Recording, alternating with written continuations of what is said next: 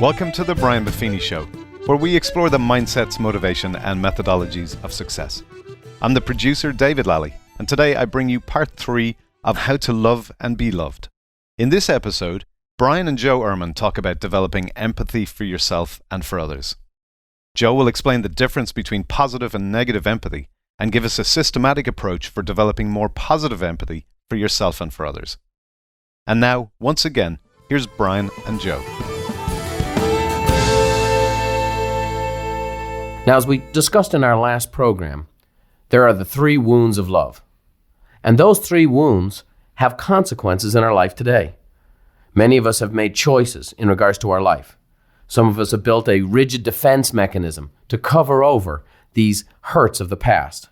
Many of us have developed destructive life patterns or made choices in our life that we regret. Everybody listening right now has things in their life, choices they've made that have embarrassed them, that they feel shame over, or that they regret making. Maybe you're in the midst of a life pattern right now that constantly is repeating itself and repeating itself. And the opportunity to heal that life pattern and change that life pattern is to find healing for the wounds of the past. Joe, maybe you could address a little bit about life's patterns and ultimately how we can develop empathy for those life's patterns. Well, let me illustrate the destructive behaviors that come out of the woundedness, those 3 wounds. You know, we talked about the nature wound, the capacity to choose between good choices and bad choices. You know, as a young man, I was married and fathered a magnificent daughter and divorced by the time I was a junior in college. That's a deep pain that came out of some bad choices that really came out of the woundedness of my own nature. That's an ongoing pain. You know, I was someone that felt abandoned by my dad. And the pain of thinking of growing up apart from my own child, abandoning her, was an awful pain. So the wound you experienced, your life patterns, you ended up in turn wounding someone exactly the same way you were wounded. Yeah, and that's the problem. If you don't deal with this stuff, you're going to wound other people out of your own woundedness. Then you think about the whole nurturing. You know, I shared that story about my father in that basement that gave me this shame sense of my own masculinity. And we talked about one of the consequences of that kind of shame, that kind of woundedness, was his desire to numb out the pain. I'm someone that spent 10 years with a drug addiction through college and into my early professional career, trying to numb the pain of questioning, who am I? What am I? Am I man enough? Am I lovable? Am I lovable for who and what I am? This tremendous sense that I had to project some kind of a false self to be loved and to be accepted. Then that whole national wound, the cultural wound, the scripting that we get as young men, that somehow you can measure your value based on athletic ability and size and sexual conquest and economic success. I think my whole adolescent and early adulthood, I tried to define myself and made my choices and life patterns that came out of trying to validate myself on the ball field, in the bedroom, or through my billfold. So Brian, you can see the purpose of my sharing here is to understand, one, the woundedness that all of us have and carry with us, which leads to life patterns that can become awfully destructive. And if we don't enter into the woundedness of ourselves, if we don't identify and name our own life patterns, if we don't see the destructive behaviors that come out of that woundedness, we become the wounders. We take the people we love, the people we want to be invested in, that we care about, and we can't help but wound them because we haven't addressed our own woundedness. And we're doing it unintentionally. It's just, we're doing it subconsciously. Even in the midst of love and concern for people, we're wounding them. None of us intentionally try to wound our mates or our children or people we work with, but it happens. Right. You have these options in life. Either you can name your wounds, you can address them, look at the destructive behaviors and enter into them and offer those wounds and become a wounded healer of healing other people through your own woundedness, or you become a wounder, someone that scars and shames and hurts people. Just like you said, we're either helping or hurting. Helping or hurting. So the bottom line is, according to you, the key component to breaking these life's patterns that we all want to be better and do better, and we want to enter into relationship. Everyone listening to this and the people communicating here right now, we want to love and be loved. You know, you and I want that. The people listening to this want that. And what you're saying is the key component to break those life's patterns and to enter into deeper relationships with people and to love and be loved in a more full sense is to ultimately develop positive empathy for yourself and others. Yeah, you have to take that first step of entering those wounds with a sense of empathy. Why don't you define empathy for us right now, Joe, as far as what that means? Empathy is part of our human nature. It's the capacity to feel what other people are feeling. It's what separates animals from human beings. It's part of our nature, but it also has to be nurtured. You know, as I travel America, I think one of the missing pieces in America is a lack of empathy. We do victim blaming. We have apathy and indifference, but we've got to learn how to develop positive empathy for people, their situations, and particularly for ourselves. Give me some examples of what you've seen, Joe, as you've traveled around, just in regards to the lack of empathy. Well, if you just look at the amount of victim blaming, you look at the pain and the suffering in this country, and to think about the apathy and the indifference of people's hurt in this world is incredible. It's a lack of empathy. We've had that by nature, but it hasn't been nurtured, and our challenge is to nurture that. So there's two kinds of empathy. One is a positive empathy. That's when I understand what you're feeling and what causes those feelings. Positive empathy is what allows me to move towards you, toward other people in the midst of their hurts and their need for help.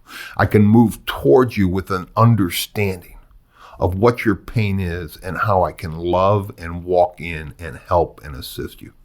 That's positive empathy.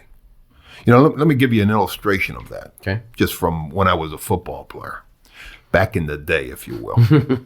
I was a defensive tackle. Now, in the NFL, what happens is after you play a game on Sunday, every Monday, the whole team comes in and watches the films of the game together. Right. And then they are critiqued. And your performance is put up there on the screen, and everybody's watching that. Right. And you can't make alibis or excuses because there's the performance.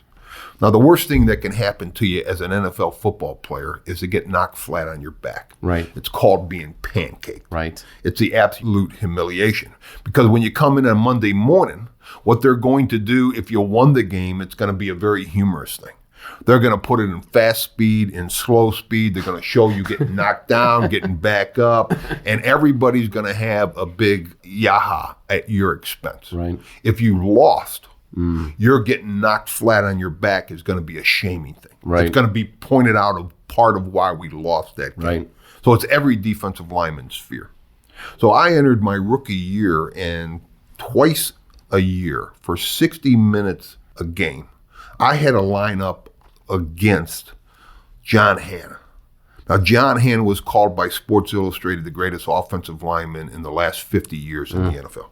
Well, I knew that a long time before they announced that. Right. You know, I had to go against this guy. And I learned rather early in my career that I had a fundamental problem. He was a better player than I was. And 60 minutes a game, I'd have to line up 3-4 inches from his face, and we'd go at it. Well, the second game I had to play him, I broke my hand. I'm left-handed. I broke my hand, broke all the fingers in it. So in the NFL, they have a broken hand, and to be able to play, what they do is put a cast on it. And this is in the days of plaster of Paris. So they put this big plaster of Paris cast that went from the knuckles on my hand all the way up to my elbow. And then you had to wrap it in 3/4 inch tape and 3/4 inch padding, and then they wrapped tape around it. So I've got this broken hand. Now I've got to go play against John Hanna, who I've already got a fundamental problem with. He's better than I am. And I'm thinking, how in the world am I going to compete with this injury? Then it dawns on me that the head slap is legal, which means that being a left-handed player, I could get in my stance, and every time the ball is snapped, I could wind up and whack him in the side of the head. So I did that for 60 minutes. And you got a cast on your hand, right? I've got a cast on my hand. I hear that plaster of Paris hit the plastic on his helmet, and I'd hear this little groan come out of him.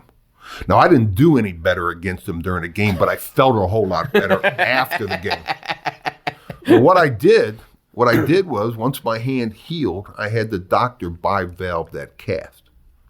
And for the next 5 years, every time I played New England, I put that cast back on, just so I could compete with John Hannah. And he was a man of this great integrity and character, as far as I could tell. We never communicated during the course of a game. But we're playing against each other all of these years. I'm whacking him with the cast, and then he's beating me. So we get in this game. My brother had just died. I've gone through this spiritual transformation. I'm trying to understand, who am I? What's my purpose in this world? What am I really about?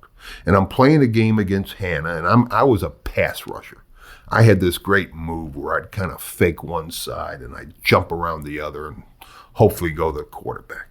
So I go and put this move on Hannah, and suddenly he reaches out with both fists and all of the power of his body and catches me right in the chest. And I find myself just elevated, parallel to the ground, suspended in air. I'm in front of 60,000 people in the stadium, national TV, and what's the first thought on my mind as I'm suspended in his air? Monday morning films. Right. I'm going to be shamed or humiliated or laughed at. So as I hit that ground, I'm kind of laying there, feeling all of these emotions. And for the first time in 7 years, John Hannah comes over. He reaches out his hand and offers to help me up off the ground, and then says, "I'm sorry to hear about your brother, but congratulations on your own spiritual quest." Boy, that was positive empathy that he had for me. He understood what I was feeling, and he moved toward me with love and acceptance. That accomplished something in our relationship that otherwise couldn't have been accomplished. That's positive empathy. Understand what somebody else is feeling and move towards them with love and acceptance. So let me ask you this, Joe. I don't know if you and John Hannah became the best of friends from that day or not, but what happened to your relationship after he was empathic towards you? You know, it's interesting. We never developed a relationship, nor have we talked, but I feel this incredible bond with him. He gave me a word of hope and affirmation. So there was a connection. There was a connection there to this day that still exists. And when I tell that story, I can remember the feeling of him moving toward me. And this affirmation, after really a destructive behavior toward him in a very competitive situation, boy, he had an empathy that touched my soul. And there was almost a closure to it. It was a closure to it. Yeah, see, that's a beautiful thing, because when we have this closure, then we're able to move on, and it's one of those life patterns that maybe was destructive at that time that now has stopped in regards to that That's situation. exactly right. It ended a behavior. And again, that's what this is all about. It doesn't necessarily mean you're going to be best friends with everyone. It doesn't mean you're going to be in deep relationship with the whole world. But it does mean that as you walk and go through life, that you can experience love with other human beings, whether it's deep, intimate love or casual acquaintance love, and have a more full and rich life. Yeah, it helps us enter into relationships, because what he did in me trying to hurt him, he gave me forgiveness in the midst of that. And that forgiveness allowed us to bring closure to an unhealthy part of our relationship, and could move that now into a positive, full-blown relationship. So I got to ask the question, did you lose the cast the next time you played him? I did. I radically did. I was so guilty. What I really thought when he said that to me was, now he's employing psychological warfare. I didn't know what to do with that the rest of the game. That's right. He pancakes us emotionally. Beautiful. Joe, you've talked about the two types of empathy. Obviously, empathy is our capacity to know and be able to feel what someone else is feeling. But there's positive empathy and negative empathy. Maybe you can walk us through that. Yeah, negative empathy is when I feel what you're feeling, but it makes me feel bad about myself. It makes me feel uncomfortable. It takes me back and touches part of that wound, part of that shame in my own life. And what it does is it forces me to move away from you, or it propels me to find some kind of way to make you stop feeling that wound. Give me some examples of that. Well, I think of my own son, Barney. Now, I had that basement experience with my father where I got this concept, men don't cry. It's an emotion that you need to shut down. So I think of my son, Barney, when he was a young boy, when he would cry. I remember everything inside my mind and in my gut would just want to scream, stop it. Stop it. Men don't cry. Don't act that way. Don't be some kind of sissy. You better learn how to just suck it up. That's what life is about. I remember thinking, I can't stand the way I feel when you cry. 30 years later, I'm now a dad dealing with my own son who I desperately loved. But I came to the realization that if I didn't enter into that own wound, that men don't cry, I'm organically going to pass that on to my own son. Right. And I desperately. And your grandchildren. And he'll pass it on to his children. Right. Exactly right. And I started this process and I learned how to control the words of not saying stop that. But I think the emotion still came out. You still gave that energy, even though now you bit your lip. But you were still giving that energy that, I don't like it when you cry. Right. And you're not acceptable. You're not lovable was the message I got. And now I'm giving that to him. And I remember one time I'm in the living room and we have our friends around. Barney starts crying. And because my friends were there, I remember reaching out to him to give him love and acceptance that was atypical in my behavior. And I remember him running right by me to my wife, who gave it to him naturally. Sure. He knew. Sure. He knew. He wasn't going to let you grandstand. Yep. He wasn't going to let you grandstand empathy, huh? And I had to go back and think about that because I don't know whether it embarrassed me or whether it just jolted me. Right. But there was a reality there. Maybe a bit of both, eh? That I had negative. I couldn't stand. And obviously, we see this negative empathy. We see it with moms in the grocery store, losing it with their kids. You see coaches and parents on the sideline with sports, screaming and shouting. What is it that produces that reaction? Why is it that perfectly seemingly normal people have nuclear meltdowns on the side of a Little League baseball game? Yeah. And I think it goes back to this concept of negative empathy. People that have been wounded and have developed negative, destructive life patterns and behaviors. I think when that coach stands on the sidelines and he sees something goes on in that field and starts screaming and hollering and shaming that player, it's because it's reflected back on some woundedness of himself. When he starts hollering that boy's name all across the field, he wants everybody in the stands to know that that wasn't about him. It was that kid's fault. I'm better than that. When a kid cries on the field. So he's kind of, I don't want to be associated with that. That's reflecting negatively on me. I don't want to be thought of that way. Yeah. And so I'm distancing myself from it. So it's not about me. It's not about the kid. It's totally about you. That dad that is red-faced, screaming and hollering at the boy in a 7-year-old or girl in a 7 and 8-year-old baseball game, emotionally losing it, that's because it's touched this wound in him. Right. Some kind of negative empathy, and he says, I can't stand it. And that's an irrational thought. It's funny. My son was on a Little League championship team, and we were playing this one game, and it was the first game of the season. There was this gal. She was a mom of a kid that didn't play very often. He was brought in the end of the game and maybe got an at-bat or two and so on and so forth. And every time this kid came up to bat, he would strike out. And every time this kid struck out, this woman would cry. I mean, like a deep cry. And that she would stifle the sound. But you could see her shoulders racking and the tears streaming down her face. I watched this all season long. And she was there at every practice and there at every game. And every time her son struck out, there was this deep, deep crying going on. And then right next to her is a guy who's just screaming and hollering and carrying on. And it was kind of like this, like a psychotherapist's, heaven to sit there and watch this all taking place. And here's these kids, and the kids are crying and carrying on, so on and so forth. And it's interesting, though, because, I have 6 kids, Joe. I have a different range of ages that are children. So I have a 7-year-old who plays t-ball, the greatest sport in the world, because they hit a ball off a stick, okay? They keep swinging until they get the hit. They run. The ability for someone to hit the ball that actually can catch it and throw it is impossible. It doesn't exist. And if you happen to have the one kid who has the ability to catch it and throw it, his chance of throwing it to someone who on the other end can catch it is impossible. Yeah. So everybody gets a hit. Everybody gets to go around the bases, and they keep going until the whole team bats around. They do that 3 times, and then there's snacks. It's like the greatest sport in the world. But then here's my 12-year-old playing the same sport, except they're not hitting it off a tee. And it went from being the funnest game, where parents were enjoying one another, everybody's building one another up, everybody's having a good time. It's athletic competition. But now it's at 12, there's expectation.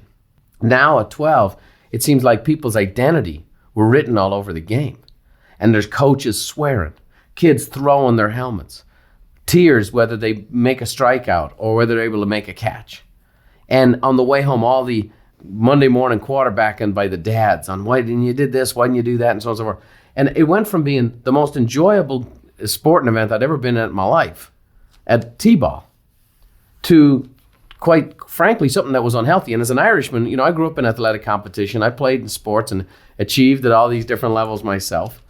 But here I am, all of a sudden I'm like, I really got to the point where Tuesdays and Thursdays was the bummer evening of the week.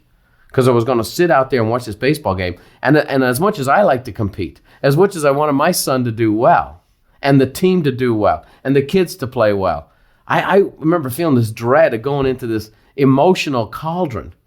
And so you describing this negative empathy, what I now understand is that there was maybe 20-some kids on the field and 40 parents in the sidelines, but you had 40 negative, empathic people who are the worst of their own nature was coming out on this ball field.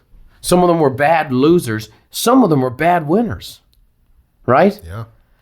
And you could see the difference in the kids, where it's joy and lightness at the T-ball, and it's really pressure and frustration and anger 5 years later at Little League. Yeah, I always say the most competitive sport in America is parenting. It's all these parents working out their issues by watching their kids on the ball field. There's 20 to 30 million children that play recreational sports in America. 70% of them, 14 to 21 million, will drop out by the age of 13. And most of them are going to drop out with a tremendous sense of failure, right? A tremendous sense that they don't feel up. See, that T-ball, all the kids have different abilities, but they all have equal opportunities to be the best that they're capable of becoming. Right. Why does that change and progress as we move through? Why do we want to damage? We've got to redefine competition. Competition is a tool for excellence. So obviously, Joe, there's tremendous benefits to developing positive empathy. Negative empathy seems to fuel those destructive life patterns. So ultimately, developing empathy for ourselves, leading to developing empathy for others, is a crucial piece of this whole process. It's how we learn how to love and to be loved. It's the critical step. And you've got to take those wounds from your past, heal them so that you can move forward. Change the patterns. So Joe, maybe you could share with us how to develop positive empathy for ourselves and for others. Let me illustrate it, my own journey again. I shared that story about me in the basement with my dad. The frustration of that, the pain, that sense that I couldn't measure up, that my behavior was unacceptable, that boys don't cry. What I had to do is once I identified that wound, I came home that night with Barney when I was out speaking. I shared with my wife this thought that my father never loved me the way that I loved my son. I started to tell this story. So what I had to do was go back and enter into that wound. I went back in that basement and I championed myself. I went back in that basement as a man. And I took hold of that little 5-year-old Joey Ehrmann and I walked him back down those basement steps. And there I confronted my father. And what I helped myself as a man, understanding that I've been wounded, understanding that I've had this destructive behavior, understanding that I didn't want to pass this on to my children, I confronted my father. And And what I did was stood there and I tried to understand and have positive empathy for myself. Even though I was crying, I was made that way. That's an emotion that has been woven into me that's God-given. It's part of our humanity. It's not something to be rejected. It's not something to be shut down. So what I did was start to have empathy for myself, that I could move toward myself as a 5-year-old boy in love and understanding. And what I did is, once I had empathy for myself, no boy should be in that situation. No little boy should be on the baseball field having some dad or coach screaming at him. That's unacceptable. What I did was understand that wasn't about me. That's how 5-year-old boys act. That was about my father. That was about the pain and frustration of someone that obviously was wounded, never dealt with his wounds, had all kinds of destructive behaviors, and then passed that on to me. What my crying did was touch some negative empathy with him that he couldn't stand. So he vomited that anger and pain and frustration all over me. And as a young boy, we're egocentric. We expect our dads and people in authority to be right all the time. I thought I was wrong.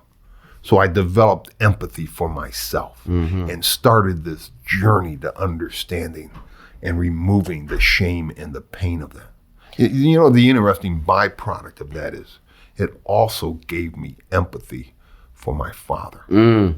I could see not so much that he intentionally tried to wound me, but he was a wounded man that took his woundedness, never dealt with it, and just organically passed it on. And it was passed on to him. I mean, he was probably told, boys don't cry in a more visceral way than you were. Yeah, and I can only imagine how many generations in my family of men prior to me were wounded men that created and nurtured other wounded men. How many generations has that been?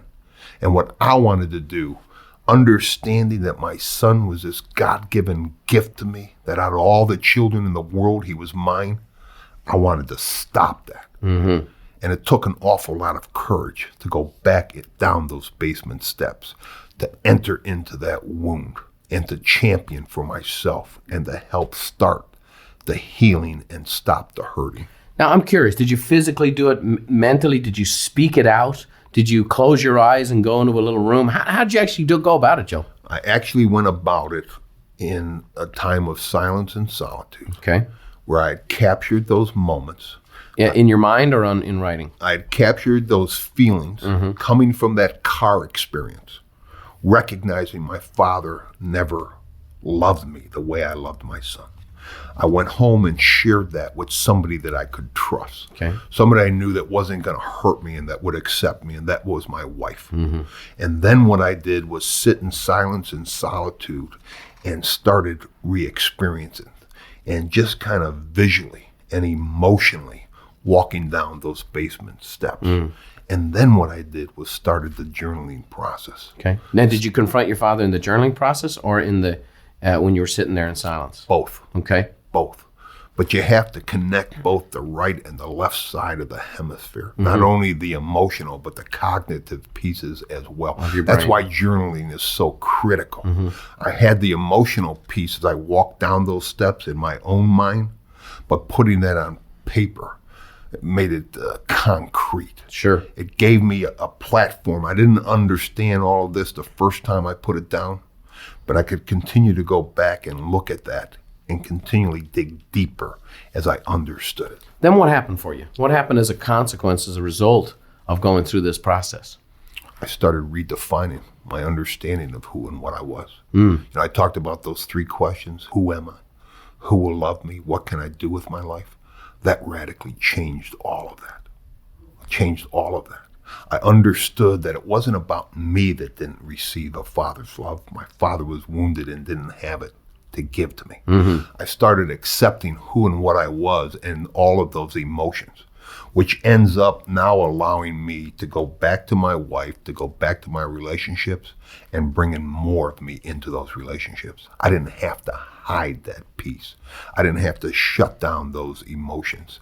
I now walk into a marriage relationships, into a relationships in my community with friends in a more holistic kind of way. Sure. I came from behind that wall and I started knocking down that facade, and I started to let people come and see who Joe Ehrmann really was, not just the pretense of Joe Ehrmann. So you had to kind of walk away from the moniker of the brand of the NFL defensive tackle and the tough guy with the broken fingers and the 13 years in the NFL. But now you were Joe Ehrmann, the man who was interested in loving and being loved and entering into a relationship with people. Yeah, I could enter all three of those wounds. I could take that national wound and say, that's not a man, athletic ability, sexual conquest, or economic success. That's not what makes a man. That nurture wound that my father had given to me, I could say that wasn't about me. Mm-hmm. I am a good person. These emotions I have are positive and corrective. And I could understand why I self-inflicted these wounds that caused the brokenness in relationships, to go through women in a marriage and to not be able to connect and to be isolated and alone. It started this incredible healing process. And it begins because I now had a coherent narrative. Mm-hmm. I now started to be able to connect my life story.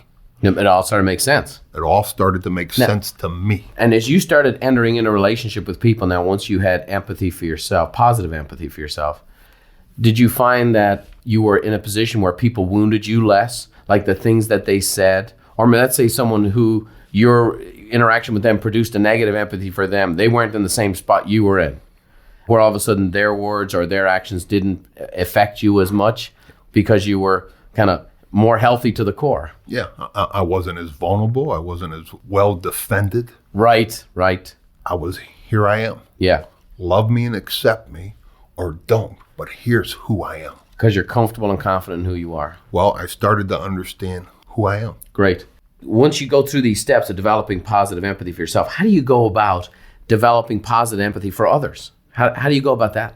Well, again, once I can remove that negative empathy, which makes me reject people, what makes me uncomfortable with other people's emotions, now I can enter into their emotions. Right. Now I have an opportunity to walk in and to help people, not hurt them. Mm-hmm. Now I have this capacity, and I can teach and I can lead and I can parent others and I can help them make sense of their stories, because now I am this wounded healer. Mm-hmm. And when I deal with men, here's what I know about all of us as men. We have this little wounded boy in us, because all of us have that square with somebody that came in and hurt us. We have that experience. Mm-hmm. Boy, to be able to share my woundedness with somebody else and allow them to verbalize their woundedness in a safe, secure way, that's the bonding. That's what John Hannah's story did with me. Right. He allowed me to overcome destructive things to form relationships with him. Powerful. Brian, let me give you an example, just with my son, Barney. Mm-hmm. It's 12 years later. Barney is now 6'5". He's a 220-pound athlete, tremendous young man. We're sitting at the dining table, and he's sharing a story that happened during the day that his friend got expelled from school. Got in some trouble, and they expelled him. And Barney is feeling the grief and the loss of his friend being expelled. He also has a sense of the injustice of it, because he did not think that what his friend did merited being expelled from school. Mm-hmm. And he just starts to weep at the table. And my emotion at that time wasn't a negative emotion. It wasn't stop that, men don't cry. I was filled with a warmth that I had helped nurtured a young man that now was weeping over the hurt of his friend because he had empathy for his friend. And it had become a positive empathy for me that I could move toward him in love and acceptance and affirm his weeping, his compassion, his empathy, his concern for his friend. And you created a safe environment for him to obviously do that, and he feels safe and accepted sharing his heart with his dad. Yeah. And it ended this whole destructive behavior in myself because now I felt positive that I had helped to create a young man, a man that's going to be a great dad, a man that's going to be a great husband and a friend, a man that can learn how to love and to be loved in this world. All because I took the courage to enter my wounds, to name them, enter the wounds, and then change the behavior. Powerful. So just to give us the how-tos, Joe, give us the practical steps to walk through this, that the folks listening to this can have this type of transformation in their own life and begin this journey. Yeah. I want to take them back into their journals. Okay. Because here's what I know. The journal is the journey. And when you start writing, you start digging deeper. So what you have to do with this journal is understand that this is a place of privacy. This is your journal. That privacy is to be respected. And when you understand that, and when you can protect that, it allows you to be honest. Because the reality is, if you think somebody's going to read this, you're going to edit this, your story. You're not going to be able to tell this story. So I think what you need to do in this journaling is to just learn how to kind of vent. Just kind of don't think a whole lot. Just start writing on it. Don't worry about grammar or syntax. Just start writing some words and thoughts and expressions down. So here's what we've done. I'd like people to just start writing and acknowledge about their own woundedness, whether it was self-inflicted, whether it's been part of their nurture, or whether it's been national as we have defined it. Has it been a cultural wound? Has it been part of a parenting or friendship? Or is it bad choices that we made? Right. Acknowledge whatever area your woundedness is. And then just write out a paragraph or so and personally embrace your own pain. Get in touch with the anger and the hurt and just vent on that in your journal. And then start thinking about, once you've identified that, how might you champion yourself? How might you go back into that area of woundedness now as an adult? See that it was wrong. It wasn't really about you. And learn how to develop empathy for yourself and write out those feelings of positive empathy about the situation in which you were wounded. In regards to this, what part does faith play in this whole process? It's obviously difficult for a person to heal themselves. What part does faith play in this healing process? Well, I think faith is a tremendous piece because, again, it's about transcendence. It's about transcending yourself to some kind of higher power, some kind of rhyme and rhythm of this universe. So in my own champion, in my faith tradition, we hold that the Son of God is Jesus. Right. And what I did was not only go back down in the basement as an adult with the young Joe Ehrmann, I also took Jesus, my higher power, down into that basement. And I allowed him to speak words of love or affirmation to me. See, I think a lot of us are so wounded, we need to just be in silence and solitude. And we need to somehow hear the still whisper of God speak words of love and acceptance and hope to you. Because ultimately, how to love and be loved has a tremendous spiritual connotation to it. And many people have a wound that they may even feel was inflicted to them by God. Yeah. And so they have a God wound. And that's how they've described it. And so having an opportunity to develop empathy in their relationship with God. Because in my life, what I've found is that in direct proportion to how someone has a relationship with God, they seem to have a relationship with other people. And so I just wanted to hear what your particular process was there, and that's was, you not only did you champion yourself, but in your faith tradition, you found that your relationship with God, that you allowed God to be your champion in the healing process here. Yeah. Think about it. The most powerful spiritual movement, healing movement in the world is AA, Alcoholics Anonymous. It takes all of those destructive behaviors, the numbing out, the burning out, and the dropping out. It seeks a higher power. You name what faults you did, what hurt you had, how you hurt other people, and then you seek some kind of forgiveness for that and acceptance of self. Powerful stuff, powerful stuff. So just to summarize here, we've defined empathy itself, and now we know the reasons for empathy. That if we don't develop positive empathy in our life, we're going to continue to live in the consequences of our woundedness. That not dealing with those wounds or ignoring them or saying, suck it up, they don't exist, get over it, that those wounds still exist and life's patterns will be developed as a consequence of them. And those life's consequences and those choices that we make develop these patterns, some of which are destructive, some of which show up in big ways, whether it be drugs, alcohol, or abuse, or some that show up in other destructive patterns, how we interact with our spouse, our loved ones, how we scream on the sidelines of a ball game, how we actually deal with other people and the reactions that we have, whether someone is doing something that just annoys us because it's something as part of our life's patterns that we just haven't dealt with. And that we either develop positive empathy for ourselves and for others, or we will live in an environment of negative empathy, and that will bring out the worst in us. And those patterns will continue to recycle themselves until we either help or hurt. We either are the people who help other people and develop relationships around us and encourage relationships around us, or we become the wounder ourselves. And that the very wounds that we haven't dealt with will manifest themselves in our life patterns, and we will then wound other people, our families, our children, so on and so forth. Very powerful information here. The key to journal. The key is to sit in solitude. The key is to ask yourself, who am I? Who will love me? And what can I do with my life? Thanks for tuning in today. Be sure to join us for part 4 as Brian and Joe discuss the process and purpose for healing.